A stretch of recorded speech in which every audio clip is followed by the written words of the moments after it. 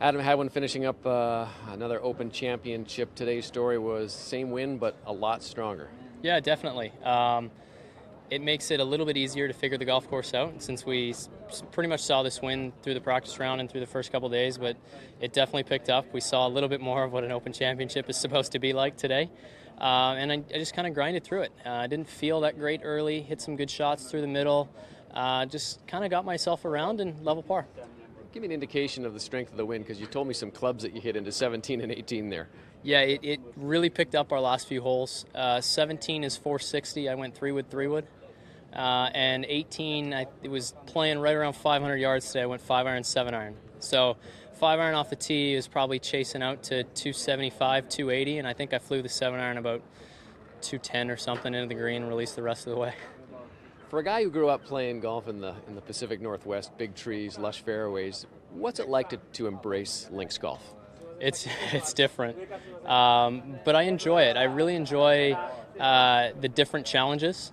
Again, at one point today, I hit 6-iron like 270 off the tee and just narrowly avoided one of the pot bunkers in the fairway. So it's just completely different. It's fun. You get to use a bunch of different clubs around the greens. It's not just miss a green, grab your 60 and walk up. So a lot of putting and I enjoy it, and hopefully I've got a bunch more.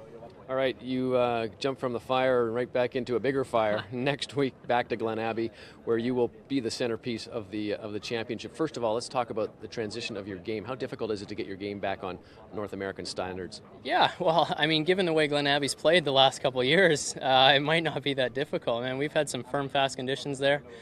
Certainly, when we land, I'll figure out on Monday what we're going up against, but there is a bit of an adjustment. You can play the ball in the air. You sort of have to play the ball in the air a little bit more. But it's a course we've played so many times. We know exactly what to do. It's just figuring out exactly how firm it is.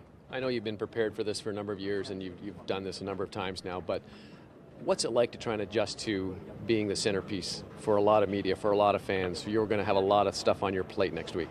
Well, I don't think I've accepted it. It still seems a little bit weird to me. To be honest, I mean, it felt like a bit of a home game playing this week. We had so many Canadian fans out.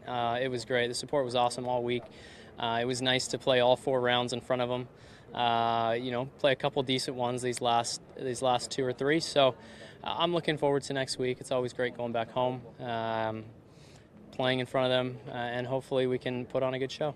Here you got a couple of special activities you're going to do, including one at the Blue Jays game? Yeah, we're sort of living out a lifelong dream here, throwing out the first pitch at the Jays game. So I brought my glove with me on this trip. I didn't bring a baseball, so the second we land on Monday, I'm going to have to start practicing from 60 feet to make sure I can get it over the plate. All right. We'll be watching for you, and thanks for everything this week, and good luck at Glen Abbey. Thanks, Bob.